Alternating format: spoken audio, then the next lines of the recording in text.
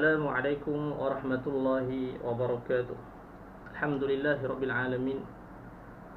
Wassalatu wassalamu ala asyrafil anbiya'i wal mursalin wa ala alihi wa sahbihi ajma'in. Qala rabbi syrah li sadri wa yassir li amri wahlul 'uqdatam min lisani yafqahu qawli, amma ba'd. Muslimin muslimat yang dirahmati Allah Subhanahu wa taala. Alhamdulillah bertemu kita lagi dalam pengajian Al-Hikam. Hari ini kita akan baca hikmah yang ke-70, hikmah yang ke-31, iaitu martabat orang-orang yang berjalan menuju Allah Subhanahu wa taala. Martabat orang yang berjalan menuju Allah Subhanahu wa taala. Matan dia telah mendapat petunjuk orang-orang yang berjalan kepada Allah dengan nur-nur tawajjuh, yakni menghadap Allah Subhanahu wa taala, dan orang-orang yang telah sampai mereka itu kepada bermusyahadah terhadap Allah Subhanahu wa taala. Bagi mereka didapatkan nur-nur saling berhadapan antara mereka dengan Allah. Maka mereka yang pertama tadi adalah untuk nur-nur, sedangkan mereka ini adalah nur-nur itu buat mereka, kerana bahawasanya mereka ini ialah kerana Allah, bukan kerana sesuatu selainnya. Katakanlah Allah yang menurunkan kitab-kitab ini, kemudian biarkanlah mereka bermain-main dalam kesesatan. Itu matan dia. Agak panjang sikit lah matan yang ke-31 ini. Baik, poin dia kita akan dapat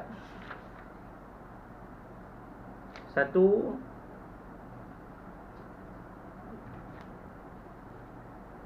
2, 3 dan 4. Yang kelima, kesimpulan dia. Poin penting kita akan dapat 5. Yang pertama, ar-rahiluna. Yang kedua, al-wasiluna. Yang ketiga, perbezaan antara dua ini. Okey. Yang ketiga, perbezaan antara dua ini.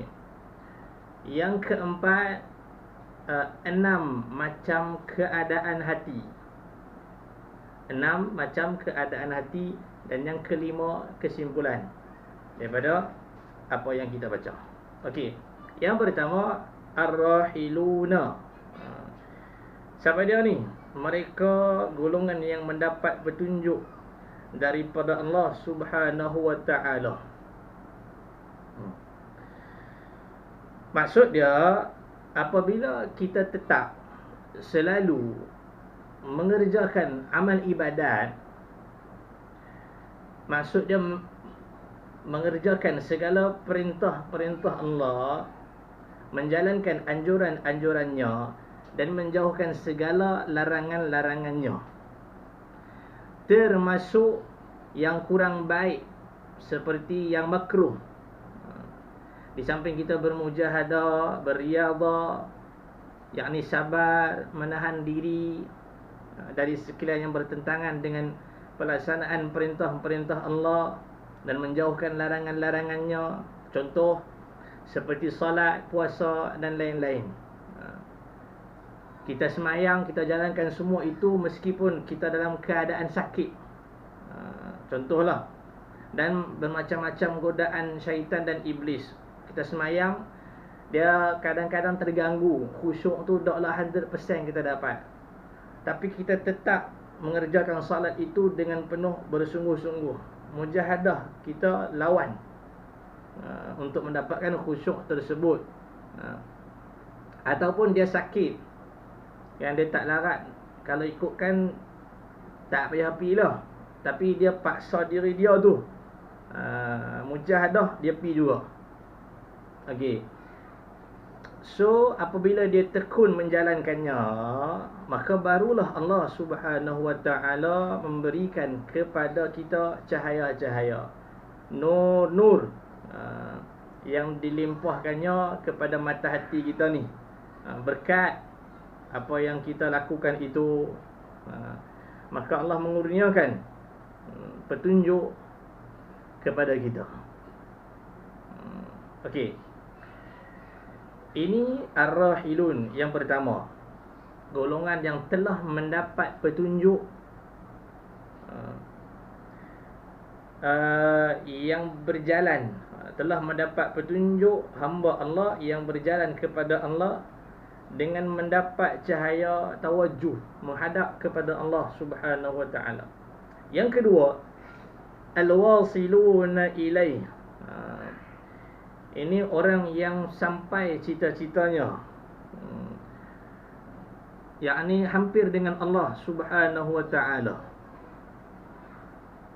Okey.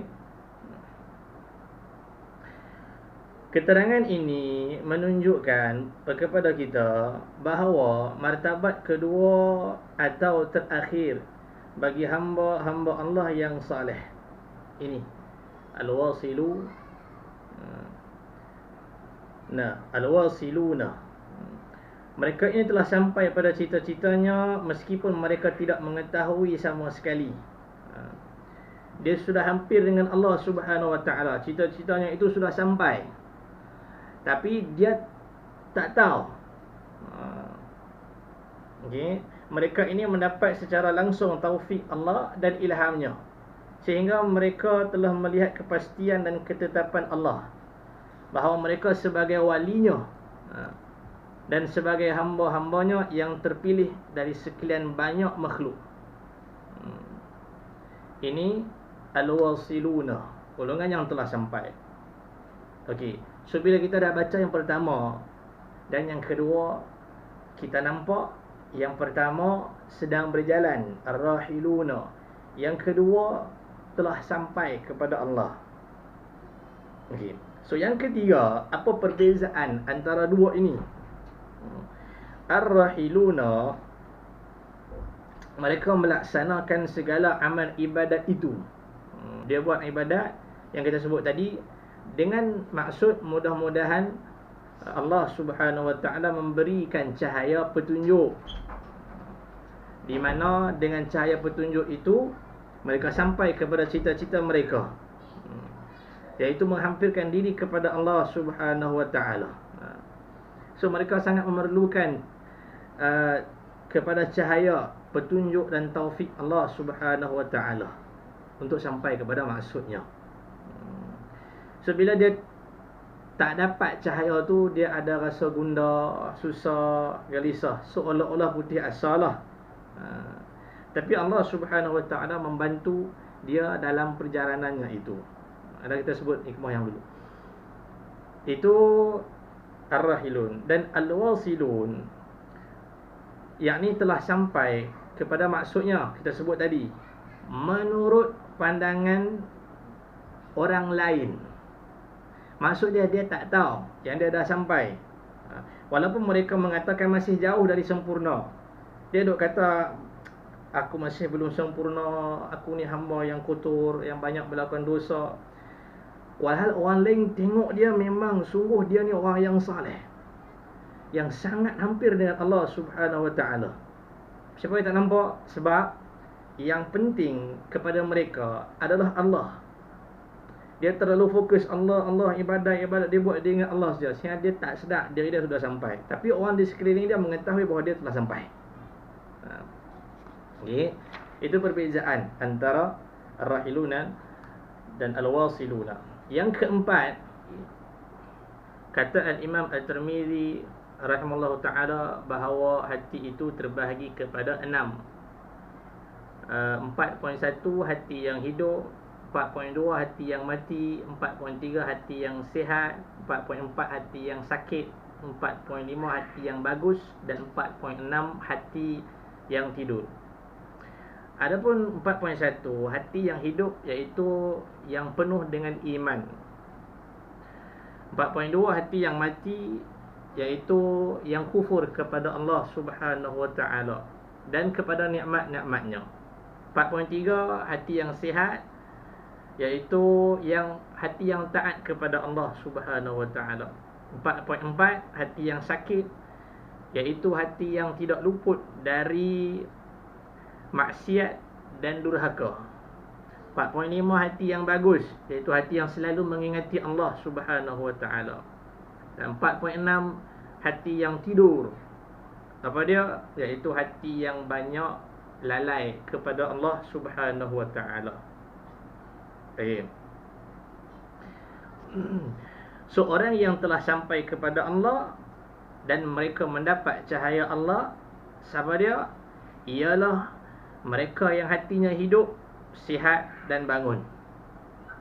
Tu. Hidup, sihat dan bangun. Yang ni bagus. So 4.1, 4.3 dan 4.5.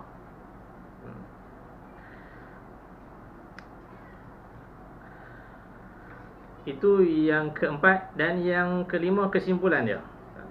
Kata dia, itulah martabat hamba-hamba Allah yang saleh. Kita dah tahu apa yang kita belajar tadi. So solusi dia, muhasabah dia kita. Kita ada di mana? Tingkatan kita itu di mana tempat kita. Apabila kita ingin masuk, kalau kita nak ada di bawah keridaan Allah, Allah sentiasa bantu kita, beramallah dan berjihadlah. Beramal, berjihad dan melawan segala musuh iblis, syaitan dan godaan nafsu. Semoga kita dapat mengikuti jalan mereka dan jangan sekali-kali kita menyalahkan mereka. Wallahu ta'ala a'lam. Mudah-mudahan Allah memberikan kepada kita kemudahan dalam kita beramal. Tujuan yang satu, untuk hampir kepada Allah Subhanahu wa ta'ala. Sekian daripada saya. Wassalamualaikum warahmatullahi wabarakatuh.